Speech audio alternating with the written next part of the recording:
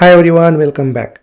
In previous lecture we have seen how to create a database, list out the database, select the database and drop the database using both command line interface as well as the MySQL workbench. Okay, so throughout this course we are going to use the MySQL workbench because most of the developers or programmers prefer using MySQL workbench as a client to communicate with the MySQL server. Hence in this course we are going to use MySQL workbench. Okay. Well, in this lecture, we are going to learn how to create a tables in a SQL. Well, the tables are essential components of database as they store the actual data. Creating a table involves defining the columns and their data types. Well, in SQL, we use create table statement to create a new table in the database. So this create table statement defines the structure of the table, including its columns and data types. Alright, so here in a workbench, go to the query editor and just remove all these existing SQL statements. So let us first create a database and then we select that database, and then within that database we will create the table. So here just type the command create space database followed by the database name. Let us say EMS. EMS stands for Employee Management System. Well, we are going to take employees as an example, so we are going to use EMS as the database name. Okay, so just select this SQL statement, click on execute button. This will execute the SQL query, and in order to check whether this database is created or not, just refresh the schemas, and here you can see EMS database successfully created. Next, in order to use this EMS database, just type the SQL statement. So just remove it and type use and then database name, that is EMS. Next, just select this SQL statement and click on execute button, and here you can see EMS database is highlighted. It means we have selected this EMS database currently to use. Next, within this database we are going to create a table. So here let me maximize a little bit. Well, in order to create a new table in a database, we use create table statement.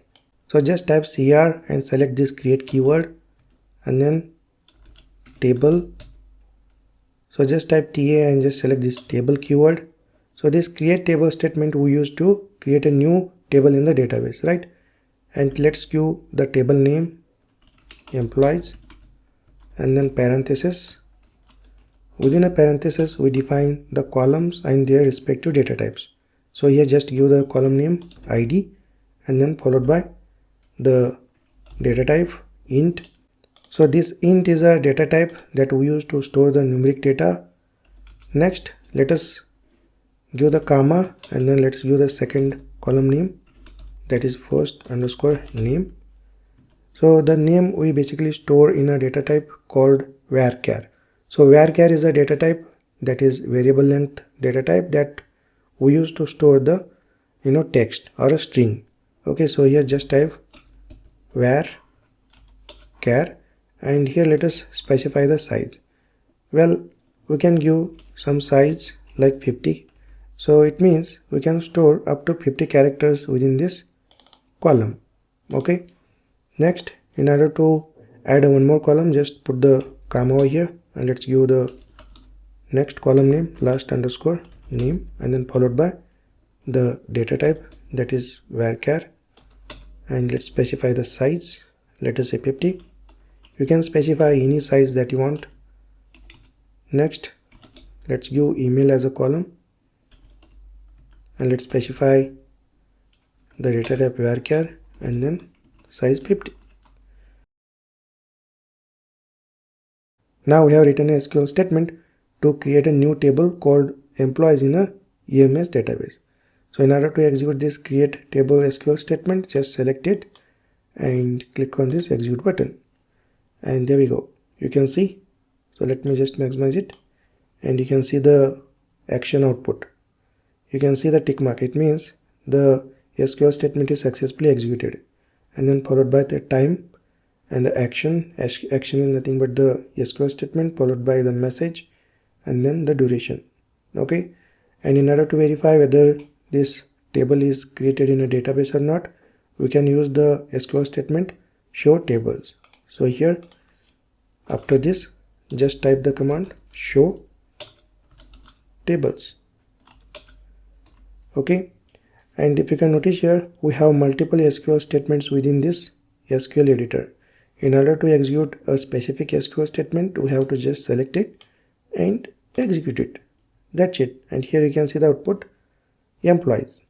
So there is only one table in the EMS database that we have just created. So notice here this query editor has multiple SQL statements, and if you want to execute a particular SQL statement, then just select it and click on this execute button.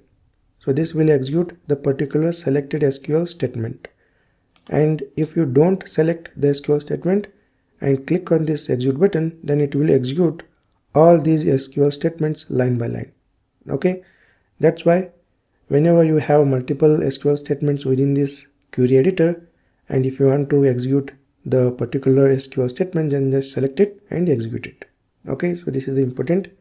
Next, let us see how to view the structure of the table.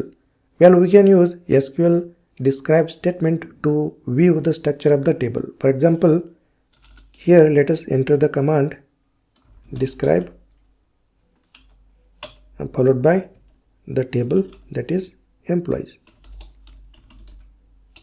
So this command will basically describe all the fields from this table. For example, so let me first maximize this, and here just select this describe SQL statement and execute it. And here you can see, so this is the structure of employees table. You can see the field is nothing but a column. Okay, and the data type and the constraints and key and the default values and the extra. Okay, so this is the structure of this employees table. So whenever you want to view the structure of a particular table, you can use the describe SQL statement like this. So this will basically describe everything about the table, like the fields, data type, the constraints, key, default values, and all those extra things. Okay, so this is how we can use describe statement. Next, let us see how to add a constraints to the columns in a table. So constraints are the rules that are applied to columns in a table to ensure data integrity. The common constraints are like primary key, not null, unique, check, default, etc. So here, for example, in order to add a primary key to this ID column, so after this in data type, just type primary key. So this primary key constraints uniquely identifies each row in the table. It means the ID should be unique for each row in the table. Next, if you don't want to keep the null values in the first name column, then what you can do is you can add a not null constraint to this first name column. For example, here just add not null constraint. So this not null constraint ensures that a column cannot have null value. Okay, next, if you want to make the email column as a unique for each row in the table, then what you can do is you can add unique constraint to this email column. For example, here just call unique constraint. So this unique constraint basically ensures that all the values in a column are unique. Okay, next, in order to reflect these constraints in the table, let us first drop the employees table. So in order to drop the existing table in the database, we can use drop table statement. For example, here just type the SQL command drop followed by table keyword and then followed by the table name employees. Next, just select this SQL statement and click on this execute button. This will drop the employees table.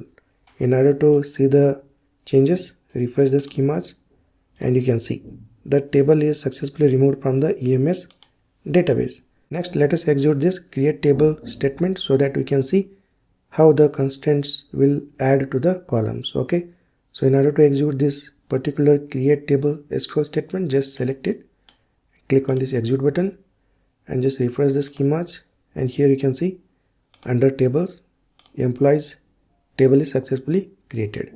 If you want to verify by using SQL statement, you can execute show tables SQL statement. So just select it and execute it, and you can see here there is only one employees table in the EMS database. Next, in order to view the structure of the employees table, just execute this describe SQL statement. Select it and just click on execute button. So notice the structure over here, field. So these are the columns, and we have added primary key as a constraint to the ID, so that you can see here under key section. And first name, so we have added not null constraint to the first name, that's why the null value is not allowed, that's why you can see the value no. For last name, the null value is allowed because we haven't added not null constraint to the last name, that's why you can see null value is allowed yes. And email, well, we have marked the email column as a unique by using unique constraint, that's why you can see the key unique. Alright, so this is how you can view the structure of the table. Next, let us see how to rename an existing table in a database. Well, sometimes we may type the table name wrong, or we may have a typo in the table name and we need to rename that table. Then how we can do in a SQL? Well, SQL provides a rename table statement that we can use to rename an existing table in the database. For example, here we have employees table. Next, we want to rename this employees table to staff. Then how we can do that? So in order to do that, we can use rename table statement. So here just type the SQL statement rename table followed by the table name that we want to rename, in our case employees, and next enter the table name staff. Okay, so look at the SQL statement rename table and the table name that we want to rename followed by and then the table name. Next, in order to execute this SQL statement, just select it, click on this execute button, and in order to verify whether the changes done to this table or not, just refresh the schemas, and here you can see stop. Okay, so basically the employees table is renamed to staff. Okay, and if you want to see the changes by using the command, you can just fire this show tables query. So just select this SQL query and just execute it, and you can see the output stop.